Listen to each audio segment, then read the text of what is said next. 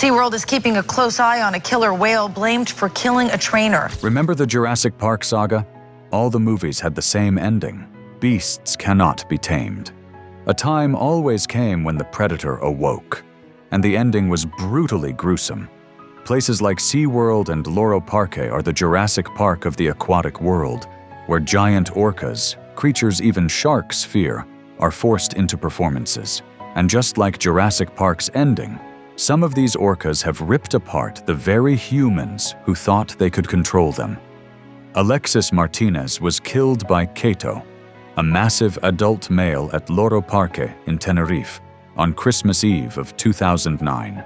Alexis was only 29. He had worked at Loro Parque since 2004 and had dedicated years of his young life to these animals. He wasn't just a trainer. To his friends, he was kind, funny, patient, the kind of person who could calm an orca with his presence. To his family, he was a son and a partner with a future waiting for him. 29 is too young for anyone's story to end.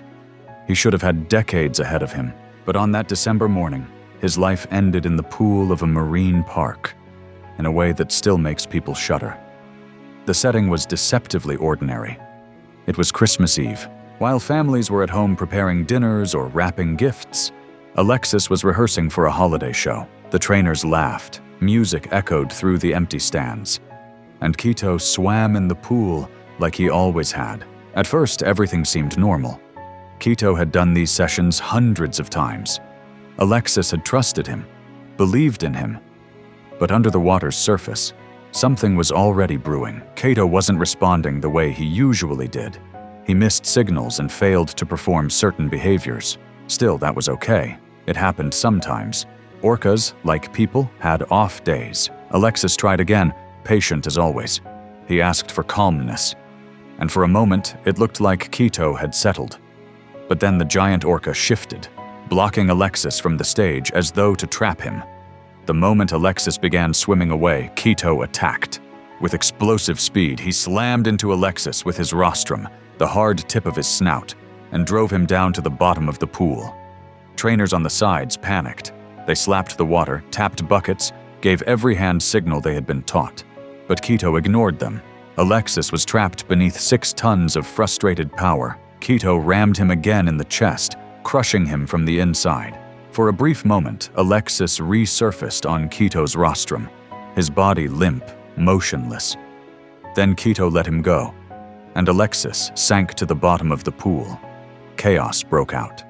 The alarm sounded. Trainers scrambled nets into the water, trying desperately to move Keto into a neighboring pool. But Keto resisted. He nudged the gate, playing with it like a toy, refusing to cooperate. Minutes stretched like hours as Alexis lay beneath the water. Finally, Keto swam into the next tank, and his body was recovered. The autopsy would later reveal the truth. Alexis hadn't drowned. He had been killed outright, with massive internal bleeding, crushed organs, multiple fractures, and even bite marks. It had all happened in less than a minute. Loro Parque rushed to call it an accident. They claimed Alexis drowned, that there were no signs of violence. But the autopsy proved otherwise. It was an attack, brutal, deliberate, and unstoppable. The tragedy sent shockwaves through the marine park world, though it received far less attention than Broncho's death 2 months later.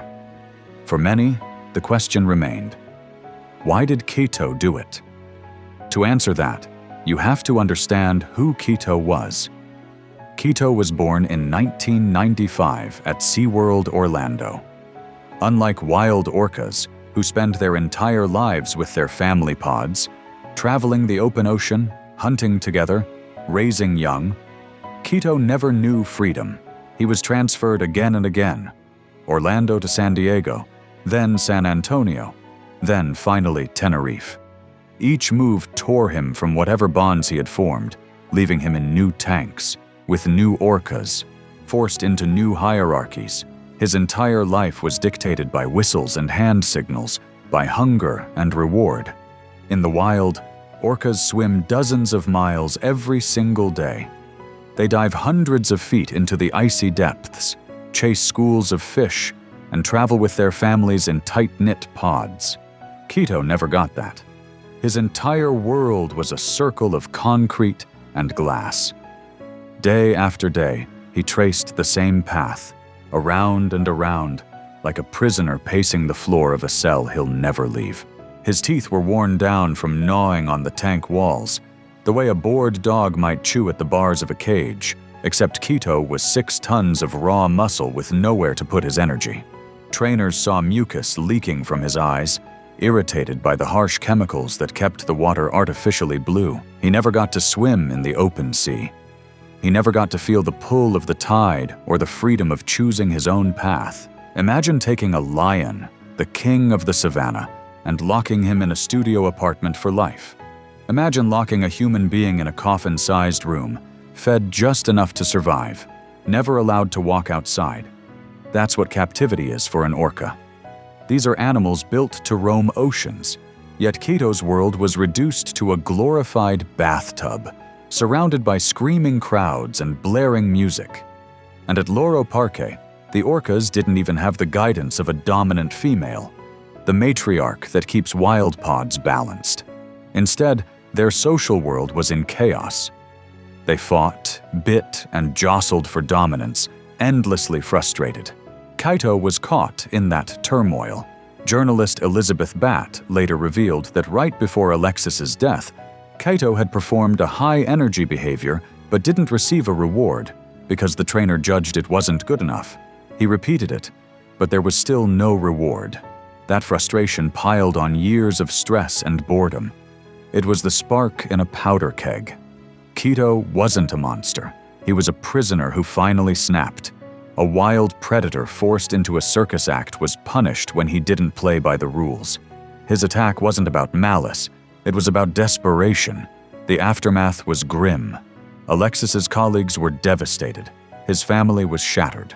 Loro Parque permanently ended waterworks with orcas, forbidding trainers from swimming with them again.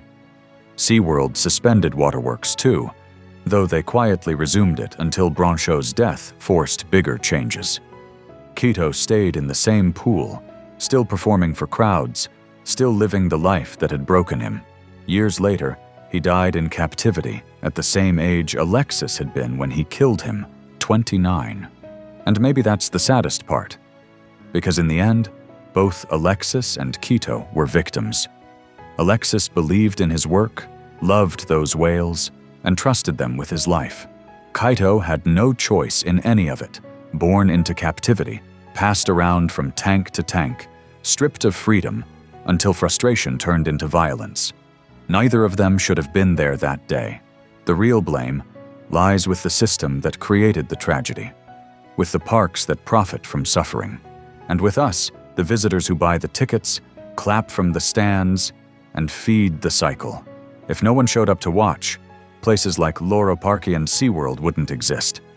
It's easy to point fingers at the whale or wonder why a trainer took the risk. But the truth is far more uncomfortable. Alexis's death wasn't just an accident. It was the inevitable outcome of trying to turn predators into performers. If Jurassic Park taught us anything, it's that nature always wins. And on that Christmas Eve, both a young man and a broken orca paid the price for our refusal to learn that lesson.